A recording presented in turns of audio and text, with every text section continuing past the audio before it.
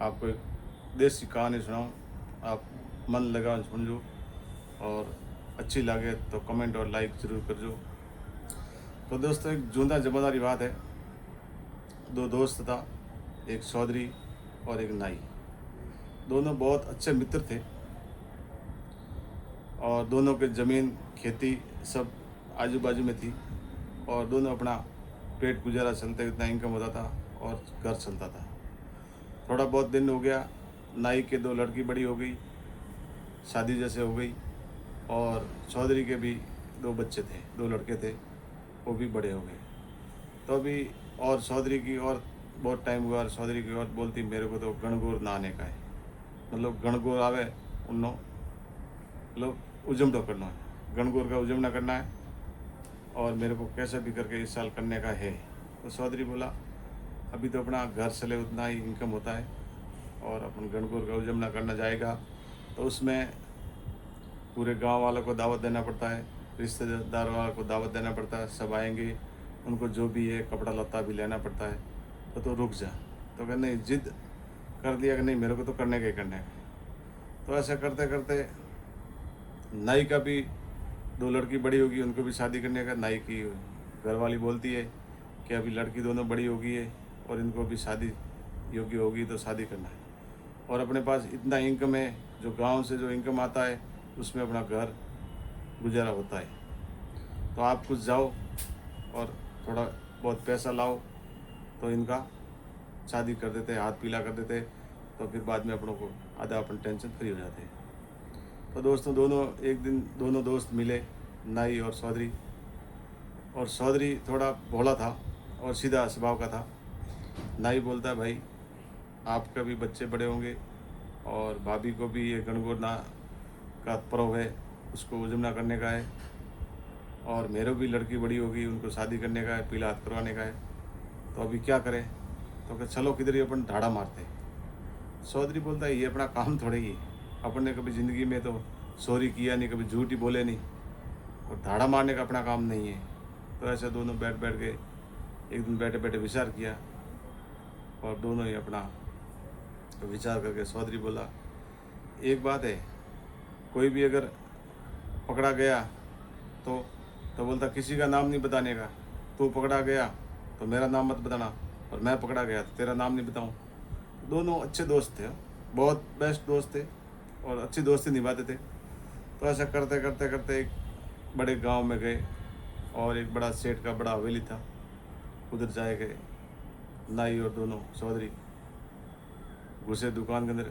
तो नाई तो जाते ही अपना गला के ऊपर हाथ डाला और जो भी धन दौलत था, पैसा जवाहरात हीरा जो भी था वो लिया और कपड़ा लता लेके अपना अपना जो जिसको जरूरत है शादी में जो चीज़ लगे वो ले लिया और लेके अपना चौधरी को बोला भाई मैं तो जा रहा हूँ। और चौधरी क्या ढूंढ रहा है भाई, अपने को क्या लगेगा कि भाई चक्कर लगेगा, चाय पत्ती लगेगा, अपने को गणगौर उजमना में क्या क्या लगेगा वो चीज़ ढूंढ रहा है। तो रात थी, अंदर अंधेरा था, कुछ मालूम तो पड़ा नहीं। ढूंढते ढूंढते उसको क्या मिला, खोपड़ा मिल गया और गुड़ मिल गया।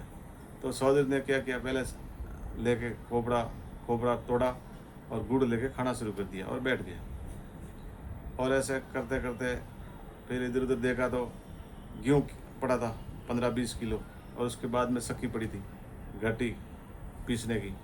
तो उसने बोला घर पे और बेचारी परेशान होगी, वापिस कौन पीसने, आटा पीसने का मगजमारी करके मैं पीस के लेके जाता हूँ। तो अपना आटा पीसना शुरू कर दिया। तो और ऐसा करते करते तो सुबह का प्रभाती गाना गाना शुरू कर दिया और चौधरी भूल गया कि भाई मैं किधर बैठा हूँ, उससे मतलब नहीं है। चौधरी अपना क्यों पीस रहा है और प्रभाती गाना गा रहा है।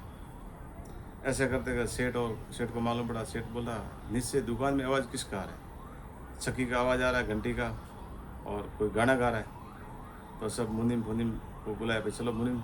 मुनीम सब उठे, देखा तो चौधरी गाना गा रहा है और अपना आटा पीस रहा है। बोला क्या करा है भाई, तो क्या करा बोल दो, और सब सामान जो भी चाहिए तो सब बांध के रखा है और सब बांध के रख दिया और वो आटा पीस रहा। बोलता आटा पीस के लेके जाए, और क्या है, वो आटा कौन पीसने जाएगा वापस। ऐसे करते भाई सेठ ने उसको पकड़ के लेके गया राजा के दरबार में, और राजा के दरबार में लेके जाके राजा के उधर क्या था, गांव के सेंटर में एक खूंटा दिया था, उस चौधरी को बांध दिया। चौधरी को बांध दिया, चौधरी को बोला तेरे को किसने बोला? तो मेरे को तो एक भूत लेके आया था, बहुत शक्तिशाली भूत है, और वो लाके मेरे को अंदर दुकान के अंदर घुसा दिया। और वो तो पैसा पैसा है, हीरा जवाहर थे, वो सब लेके गया और मेरे को अंदर बांध दिया। बोलता ये सब सामान तेरा है, तो लेके जाना। और बहुत शक्तिशाली भूत है। तो सेठ तो भूत से बहुत डरता था, और वो अपना राजा है वो भी भूत से बहुत डरता था। मतलब भूत तो बहुत खतरनाक होता है। तो राजा और वो के भूत क्या बोले, भूत बोल के गया कि जो मैं धन लूट के जा रहा हूँ वो धन आधा राजाओं को बांटूंगा, तो राजा प्रजा के लिए सुविधा करेगा। और राजा बड़ा लालची था। राजा बोलता अपने पास भी आएगा अपना हिस्सा भी, जिसको जरूरत है उसको सबको बांटे, तो अपने अपना भी हिस्सा आएगा, अपने को भी बांटेगा। राजा बोला जाने दो, सेठ के पास, सेठ ने बहुत लूटा है ऐसे लोगों को, और जाने दो, सॉरी किया तो किया, अपने क्या करने का। ऐसे करने सेठ को बोला इसको जाओ इसके घर पे छोड़ दो। तो राजा के आदमी सब सेठ के राजा के आदमी सब वो जो भी बैलगाड़ी को सब सामान लाद के और उस चौधरी के घर पे छोड़ के आए। और उधर से आके सब, और नाई क्या बोल रहा है, अपने घर पे कोई चीज़ लाने का नहीं है, अपने को तो दान करने का है और खिलाने का लोगों को। अपन चोरी करते अपने घर के लिए, स्वार्थ के लिए करते तो बात लगे, अपन तो पर स्वार्थ के लिए चोरी करे, पब्लिक को खिलाएंगे, अपन थोड़ी घर पे रखेंगे। तो उन लोग ने जो भी धन दौलत लेके लड़की लोग का शादी किया, उसके बाद जो भी पीछे बचा वो सब मंदिरों में इधर उधर सब दान कर दिया।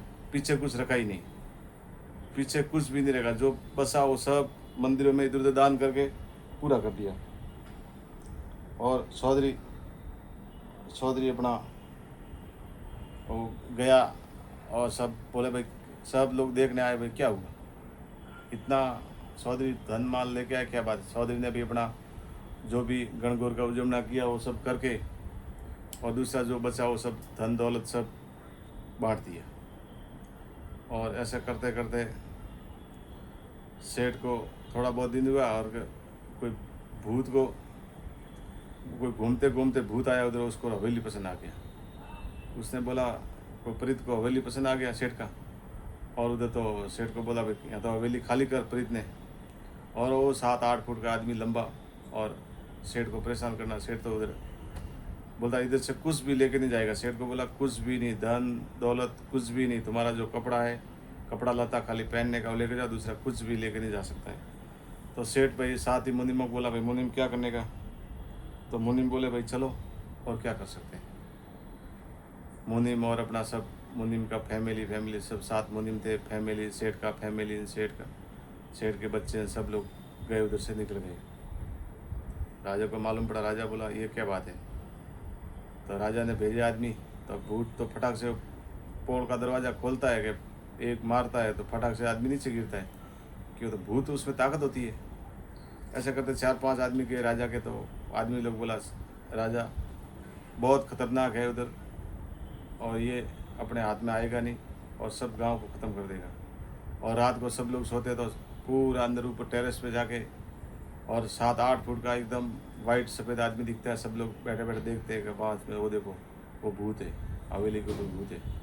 सब लोग घर पे सोते, अंदर बाहर कोई सोता नहीं था।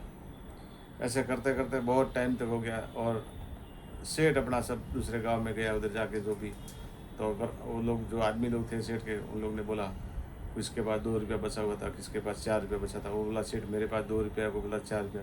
तो बोला ठीक है, जो पैसा है उससे अपना अपन घर बना देते, पहले तो घर देखते हैं, बाद में दुकान की बात, धंधे की बात बाद में।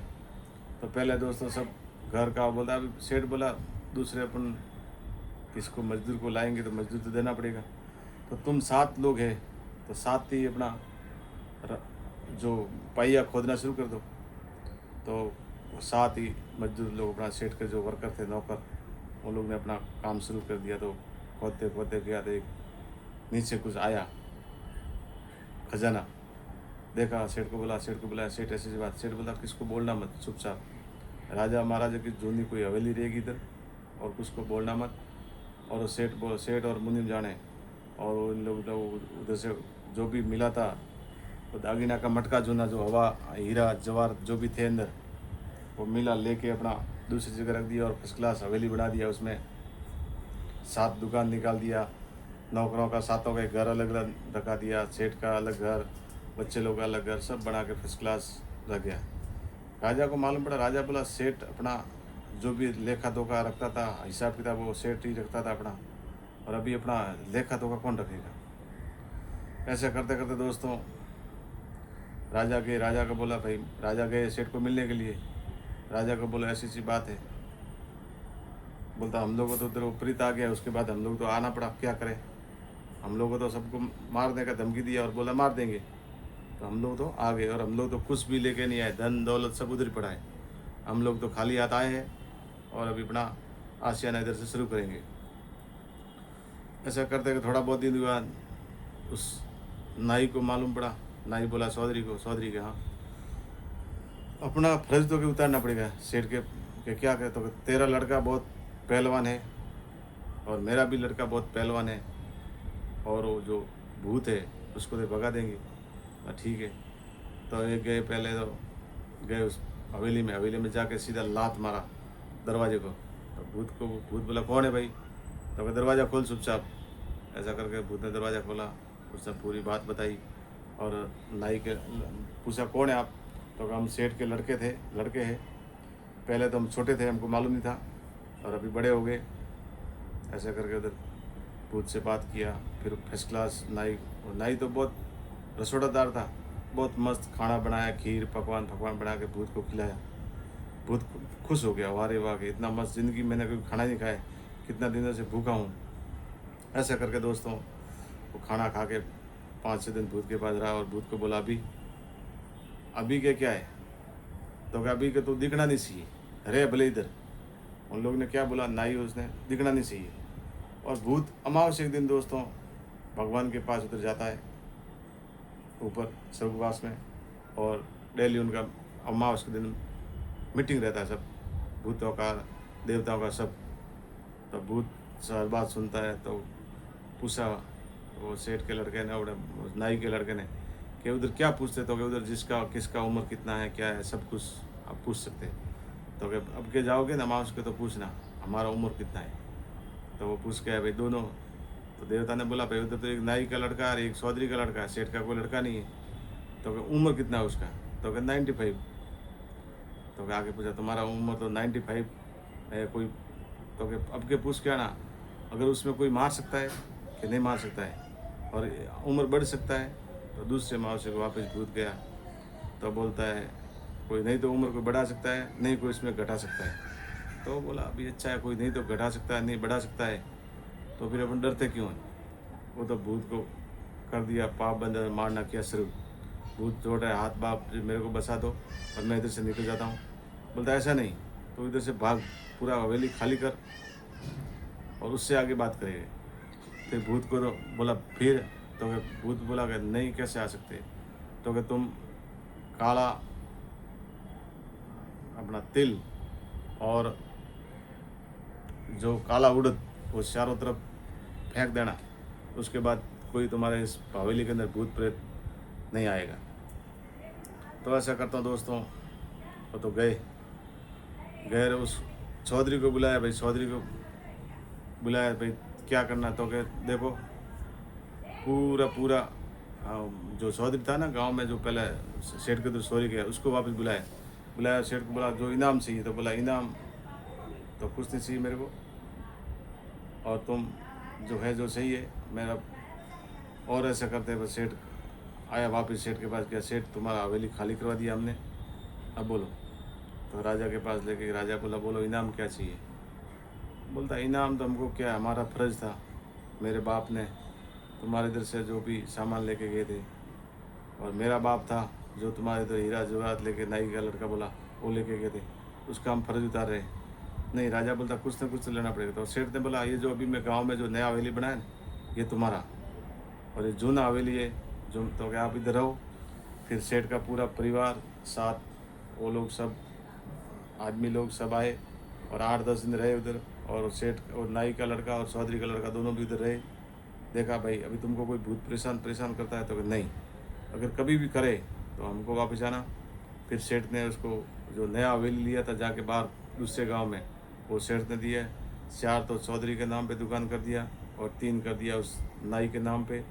और उसके बाद में आधा आधा हवेली बांट के तुम दोनों के नाम पे कर दिया कि आधा हवेली तेरा आधा तेरा। दोस्तों, इस कहानी से सीख मिलता है, जो उसने सॉरी किया था अपने स्वार्थ के लिए नहीं, मगर वापस उसी फर्ज को उतारने के लिए नाई का लड़का और चौधरी का लड़का, उन लोग ने माँ बाप ने भेजा कि वो आज सेठ मुसीबत में है तो उनका फ़र्ज़ उतारने के लिए ज़रूर आओ। तो दोस्तों, जो कभी कर्ज और फ़र्ज़ कभी अपने ऊपर रखना मत। कभी आता है दिन, हमेशा ऊपर और नीचे हमेशा आता है। तराजू के 2 पल्लू होते हैं, एक ऊपर और एक नीचे हमेशा होता है। तो दोस्तों, ये चीज़ ध्यान रखना। कभी भी कोई भी किसी का एहसान हो तो उसको कभी कर्ज के माप से, कर्ज के हिसाब से मान के कभी एहसान अपने ऊपर मत रखना। धन्यवाद। आपका दोस्त नफ़त-लाल। आपको मेरी कहानी अच्छी लगी हो तो सब्सक्राइब और लाइक और शेयर ज़रूर करना। धन्यवाद दोस्तों। अगली कहानी में मिलते हैं और आगे। जय हिंद, जय भारत, हर हर महादेव।